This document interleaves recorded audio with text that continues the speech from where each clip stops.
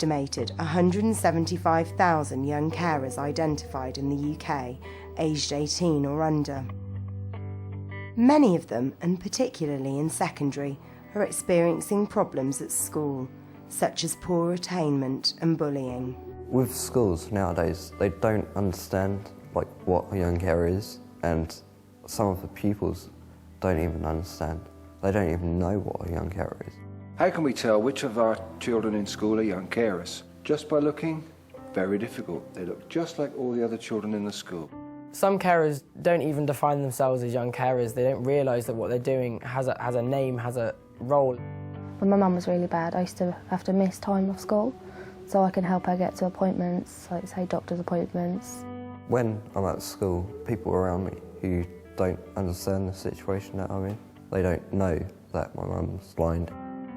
Young carers might be very afraid of what will happen if they tell a teacher about their circumstances.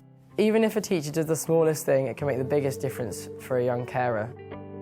In this programme, we will hear from young carers and experts on what teachers can do to help them and find out more about their lives. So who are young carers? A young carer is somebody under the age of 18, and we come across the young carers as young as 4 or 5 sometimes, and they're looking after somebody in their family who's got a disability, an illness, or a mental health problem or a substance misuse problem. Young carers have all kinds of issues that can get in the way of schoolwork, but teachers can help with those. My name is James, I'm 16 and I'm a young carer. I look after my mum because she's blind, and I help her with lots of stuff. For example, cleaning, cooking and looking after other siblings. I class him as a little star. He goes on, helps everybody. He'll do anything. He makes cups of tea. He helps with the cooking and anything. He helps with his dad, and yeah, he'd do anything for anybody really. This is my family, and I help look after this one, this one, this one, and this one. Help out in the morning, get them ready for school, and just basically keep them amused. When I'm at school, there's people around me who don't understand the situation that I'm in. For example, they don't know that my mum's disabled. They all think that I'm like a general person, when, to be honest, I have more responsibility than some other children. All of us will be touched by caring issues at some point in our lives, but it's important to recognise that these young people do have some really quite unique pressures going on in their lives. They're taking on really sometimes quite extreme caring roles that are getting in the way of their education, and they do need specialist support in order to be able to cope with that. My name's Reese, I'm 17. I started caring for my sister when I was about the age of 12 and a half. My sister's a year older than me. Due to her chronic fatigue syndrome, she was in bed for 2 years of her teenage life, which was really quite depressing for her. So my main role helping her was to just sit with her and watch films with her and just keep her company, really, because she didn't have any friends. She didn't have anything to do when she was in bed for all that time. I also helped by just looking out for my family and cooking and cleaning and taking the load off my mum. Young carers might be very afraid of what will happen if they tell a teacher about their circumstances, or may feel that their parent has something that's quite stigmatising, mental health difficulties or HIV and AIDS, and feel very embarrassed to share anything. So when a young carer does say something's happening at home or those circumstances, teachers have to be very sensitive in listening to that and hearing that. I'm Tanya, I'm 16. I've been caring for my mum since I can remember. She suffers from depression and anxiety. She used to be an alcoholic, but she's not anymore. So I help her out when I help her go out of the house because she can't go out on her own. I help her when she's depressed and she can't do things. So how do you identify young carers in the classroom? If a pupil starts being late for school regularly, or not handing homework in, or their performance at school drops dramatically and there doesn't really seem to be an obvious reason for it, it's possible that they could be in a caring role at home. Well, when my mum was really bad, school was hard, I was constantly thinking, is she okay? Is she drunk? And I used to get really upset. I used to cry a lot, and I used to distance myself from people. Because I was spending less time at school, I was like losing out on mates because I wasn't there as much, I wasn't involved. Some young carers see school as a sanctuary where really they're just trying to blend in. There is a substantial minority of young carers who actually their anger or their frustrations about caring do flare up at schools, and they might have quite severe behavioural issues at schools where the root cause is their caring role. Some young carers don't like to speak about their problems. I call them secret carers. They like to keep things closed and quiet. But teachers can find the signs. A young carer is usually very snappy and angry. Sometimes they look for attention because they don't get as much as they should. They're tired and they don't like talking about home life or family. So what's the impact of these adult responsibilities on young carers? When my mum was away, my sister needed constant care, so if my mum had to take my brother to a football game or to school or parents' evening, my sister did need the care the whole time. Something that I did do is when she started to get a little bit better when she was in her wheelchair, I had to help her transfer from bed to wheelchair to bath. I had to help bath her. When my mum was really bad, I used to have to miss time of school so I can help her get to appointments, like say doctor's appointments. I just used to make sure my brother wasn't getting in any trouble. I used to make sure he was up and going to school, otherwise he wouldn't. And just cooking when my mum couldn't, and just normal housework chores and stuff. I couldn't go and play basketball because it was organised for after schools.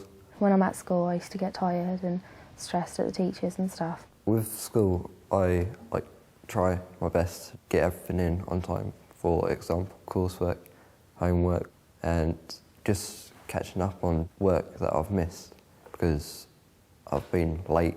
Affects them quite a bit because they don't have the time to do their work like they should do because they've got more responsibilities. They can't just be a child.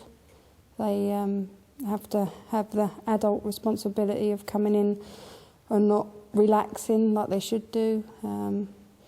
It's a lot for a child to take on, really. So how can schools and teachers help young carers?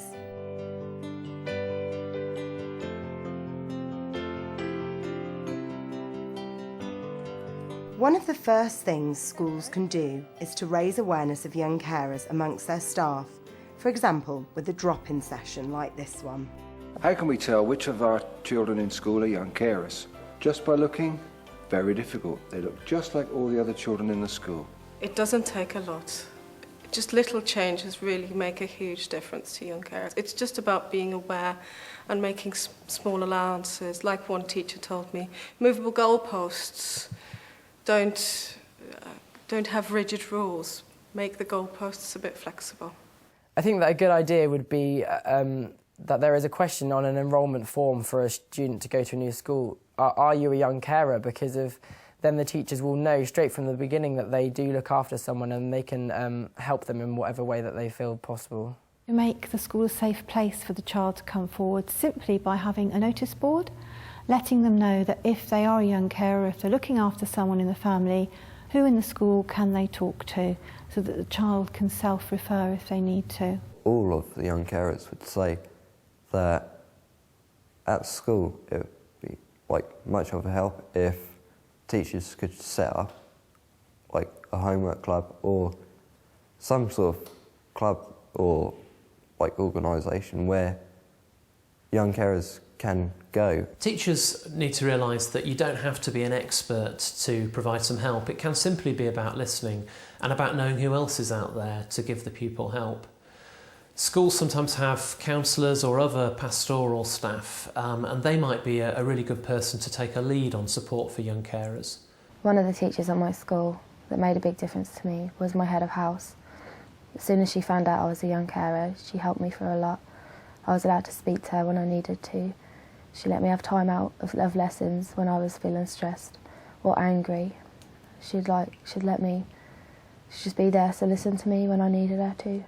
I had a few teachers at my school who were very supportive of me because of my caring role, one of which made sure that I didn't give up the things that I really liked to do at school, my hobbies. it was actually a PE teacher who said to me, don't give up on playing rugby, don't give up on playing hockey just because of your sister's illness. We'll try and help you in whatever way.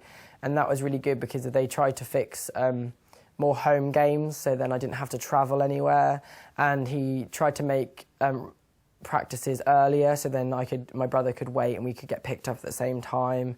Something that really I thought was important because it was my childhood and I didn't want it to change because of my caring role.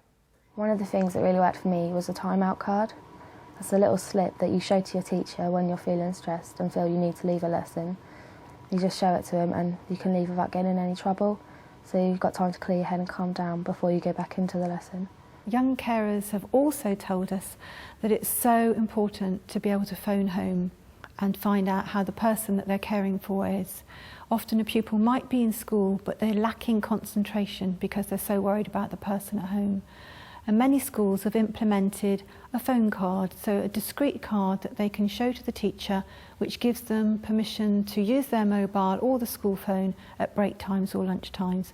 And this can make all the difference to the child. The Princess Royal Trust for Carers and other charities like Barnardo's and Action for Children run young carers projects in most areas these days. So teachers will find that there are young carers workers who can come into school, work alongside them, offer mentoring sessions in school and also a whole range of support services outside of school that can help the pupil get back on track and re-engaged with their education. If you'd like to know more about how schools can support young carers, more information and resources can be found on our website www.teachers.tv.